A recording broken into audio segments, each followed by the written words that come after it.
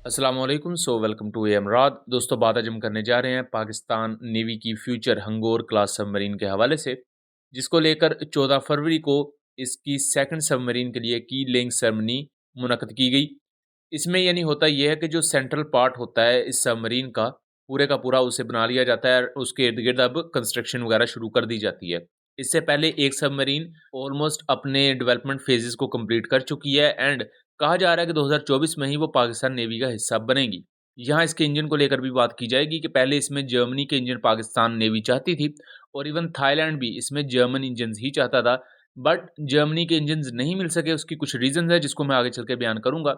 और उस वक़्त चाइनीज़ इंजन्स के साथ क्या प्रॉब्लम थी और अब क्यों पाकिस्तान चाइनीज़ इंजन्स के साथ ही इन सबमरीन्स को ले रहा है। सबसे पहले तो मैं बताता चलूँ कि Pakistan navy 8 type 39 B submarines को खरीदेगी और इन्हें पाकिस्तान में हंगोर सबमरीन का नाम दिया जाएगा।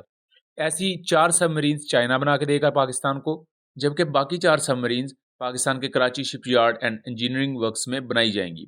तो पहली जो सबमरीन थी वो आई थिंक सेकंड हाफ 2021 का, तब उसकी स्टील कटिंग सेरेमनी हुई थी और सेकंड हाफ जब 2022 का आया, यानी कि 1 साल बाद उसकी की लेइंग सेरेमनी कंडक्ट की गई।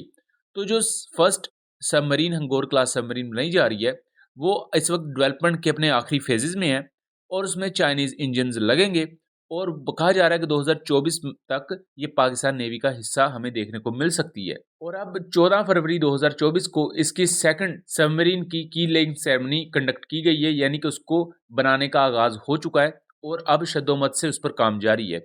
इन सबमरीन में पाकिस्तान ये चाहता था, 2015 से लेकर 2018-19 तक ऑनवर्ड्स पाकिस्तान की यही ख्वाहिश थी कि इनमें जर्मन इंजन्स आएँ।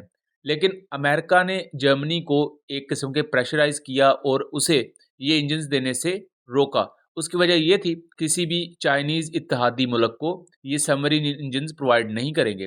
चाइनीज़ इंजन्स में उस वक़्त मसला ये था कि एक तो जो चाइनीज़ इंजन है CHD 620 आई थिंक इसका नाम है, वो सोनार सिग्नेचर बहुत ज़्यादा पैदा करते थे, जिसकी वजह से उन्हें डिटेक्ट करना या उन्हें समुद्र में देख लिया जाना उसके चांसेस बढ़ जाते थे। दूसरा उनमें मसला ये था कि चाइना उस वक़्त लिथियम इयॉन बैटरीज़ को यूज़ नहीं कर रहा था, कन्वेंशनल बैटरीज़ को यूज़ किया जाता था।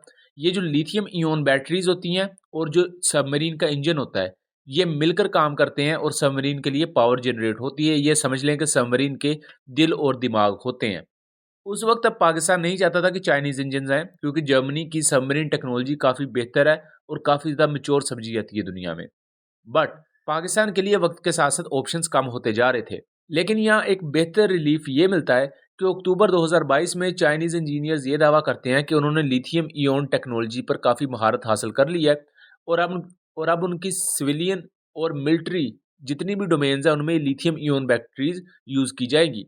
सो ये एक बहुत बड़ा अचीवमेंट था चाइना के लिए कि उन्होंने अपनी सबमरीन्स के लिए अब लिथियम इयॉन बैटरीज यूज़ करना शुरू कर दी हैं और अब इन लिथियम इयॉन बैटरीज को जो मौजूदा सबमरीन है चाइना की, उनमें यूज़ किया जा रहा है और जो पुरानी सबमरीन है उनमें भी अब इन्हें यूज़ किया जाएगा।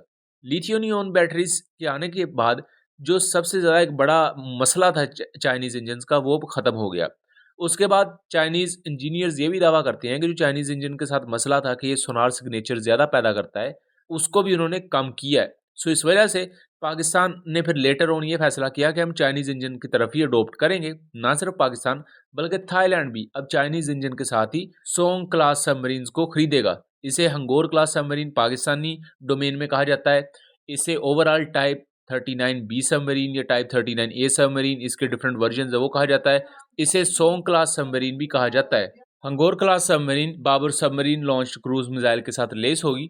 उसके साथ साथ ये सबमरीन पहले से बेहतर टॉर्पीडोज को फायर कर सकती होगी, पहले से बेहतर सोनार सिस्टम के साथ आएगी और चाइना इसे क्लेम करता है कि ये स्टेल्थ सबमरीन है। ये अपने सोनार सिग्नेचर को कम कर सकती है, जिसकी वजह से दुश्मन की सबमरीन्स या दुश्मन की जो शिप्स हैं या उनके जो डेप्थ चार्जर्स हैं, उनके एंटी सबमरीन एयरक्राफ्ट होते हैं, वो इसे जल्दी डिटेक्ट नहीं कर सकते।